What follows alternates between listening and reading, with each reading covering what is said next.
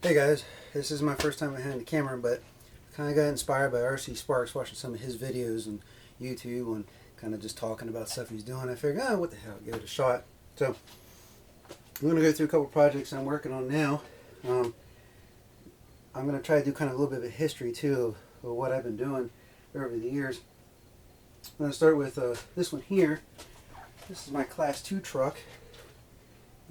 Began life as a SCX 10 base chassis or an AX 10 base chassis and custom built. So the whole frame you can see there is all custom built. It's got quarter liquid leaf springs in the rear and so on and so forth. Now for those of you that follow me on RC Crawler, Metal Masher, and Skill4x4.com, Crashaholic, you'll know that my bodies are all aluminum. And you can see here that every panel on this is all aluminum. Now this is a chassis that has a skins kind of mounted on top.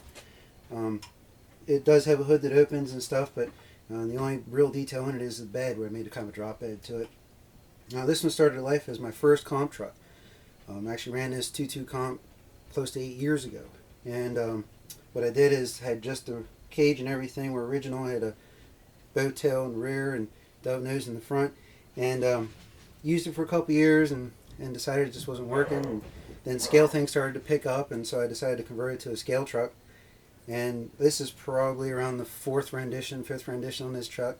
So it's been hacked and welded and hacked and welded. Started life as a full tuber, and I put frame rails on it. So I wanted to get these shown on video now because you can see my background is kind of bare.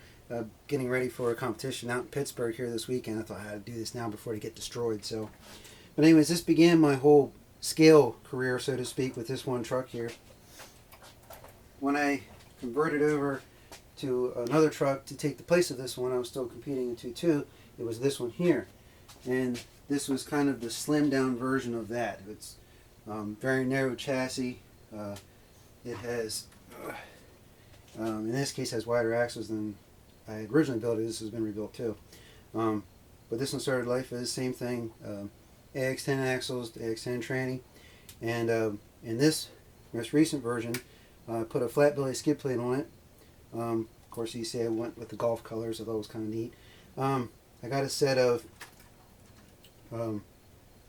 HPI axles for it, and I didn't like how the mounts were hung down so low, so I made my own truss assembly that makes the bottom of them nice and smooth. One of the other things too is I added a winch to the front. That wasn't there before. It was basically a full-on comp truck originally, and the only one that I know of that had a full aluminum body on it. Same as the other ones, it is aluminum body. The other vehicle that I've been working on for close to 6 years now is my Class 1 scale truck. This one is an actual replica of the real Toyota pickup, down to nearly every detail. Now this isn't complete, but what you see here is a accumulation of about 56 parts in the body, and I think there's somewhere around 15 individual panels in the bed. And what I mean by that is every single part on the truck has been built exactly like the real one. And in this case, I can even open up the doors and the hood. So if I have a little thing there, you can see that it opens the door up, and on the inside I've got full floor, firewall. I even got all the reinforcements up inside the cab in here. Both doors open. You can see I've got the full inside of the door panel, hinges, rocker panels. Each part's individual. I even got the underside of all the bed with all the supports and everything. The latches are spring loaded. Just real simple design, and they seem to hold pretty good. I have on one of my other trucks here, which I'll get to in a minute. Now, the other thing I have in this one is actually a pull cable. This opens up the hood, and then allows me, if I can do it right. I have my spring in this one. There we go. So that allows access to my hood, and underneath there you can see it's got full detailed, almost detailed engine. I just started it. But I've got all the strip structure underneath the hood. Hinges are almost identical to the original hinge. This is a full functioning truck. It's got everything in it. Battery, receiver, speed control, motor, the whole 9 yards are in this truck. It runs as you see it. And everything's hidden. The motor's hidden underneath the fake motor I have here. All the wiring goes underneath the dash. All the electronics are underneath the dash. It's kind of hard to see there. You can kind of see them there. And I even went so far as to have all the structure underneath the radiator support here to hold the body mounts. Got real body mounts in it, the rubber body mounts. The chassis was built as a frame rail chassis, leaf springs, front and rear of course, and I did a U-bolt bolt flip in the front. One of the other features I have on this is an original Mountaineer bruiser axle, but it's been modified by a friend of mine, Rob, and I gave him some ideas and some drawings, and he made me these axle C's up. You actually have to cut off the original axle C's. These get screwed in place, screwed in place, and allows me to rotate my axle up and leave my knuckles where a good turning position needs to be. It gives me good, camber, caster, and all that good stuff. So in the back, I have my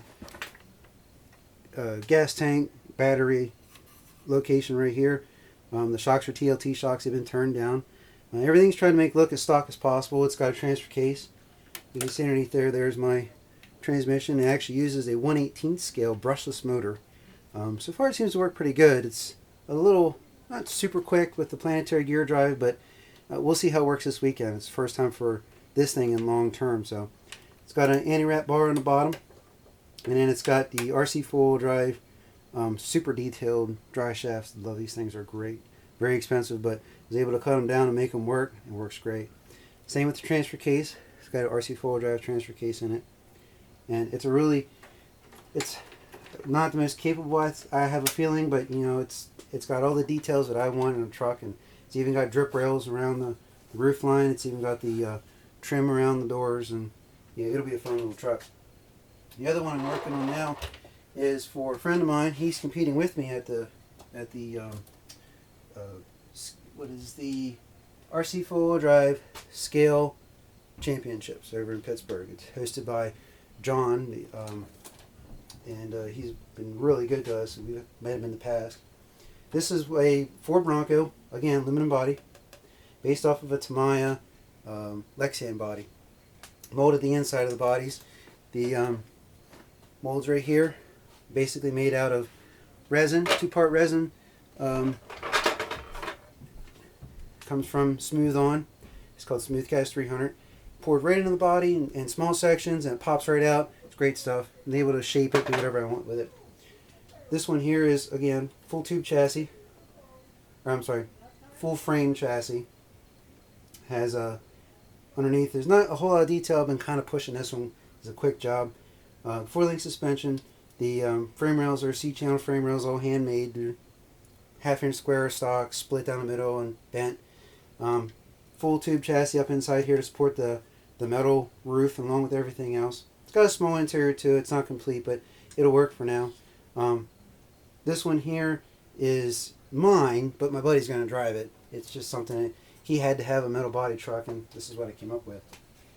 The last one I have to show right now is kind of one I've been working on for a while. I've been driving for a while, and this is the International Scout. Same basic concept as the early Bronco. It was made off of a Lexan body. I'm using the mold process I have. This one's a little more complete. Of course, it's got functioning doors, open and close, and you can see it's got battle scars on it. This thing was perfectly clean and smooth when I first started driving it, and now it's showing its wear.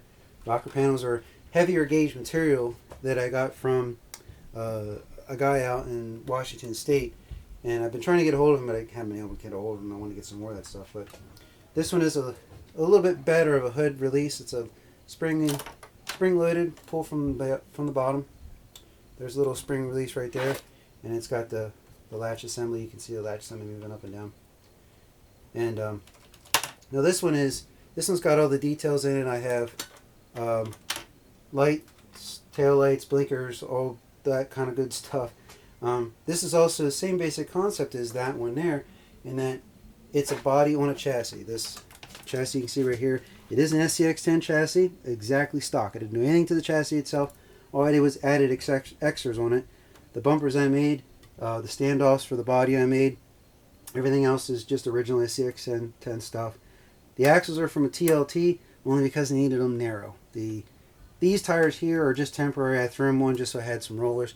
The tires that are on my scale truck, they're the ones that really belong on this one, and they work so much better with these smaller axles. The SCX10 axles are just a little bit too wide. It doesn't fall within the rules as far as that's concerned. Now this one, I've been running it. I busted the drive shaft off of it, but transmission's up in the top. It's an AX10 transmission.